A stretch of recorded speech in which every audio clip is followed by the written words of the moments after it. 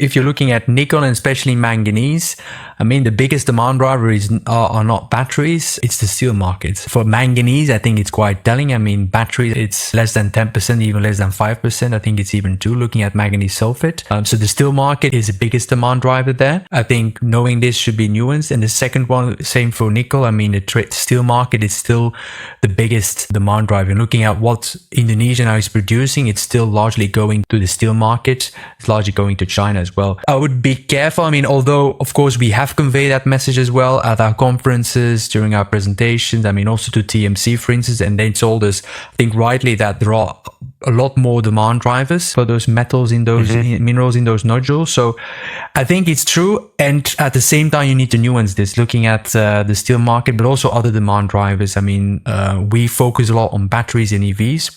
We now increasingly looking more at defense, and defense is also a demand driver. It's much lower one, but still. So focusing on batteries and EVs makes sense, energy transition, but of course, tying also to the discussion we had about security, I think we need to have a bigger picture as well to nuance this claim, I think. So even if the battery discussion does shift away from nickel, that's actually not the biggest driver of the nickel market, is to put that simply. And so it's not a magic bullet in terms of that argument about whether or not we need the nodule. Indeed.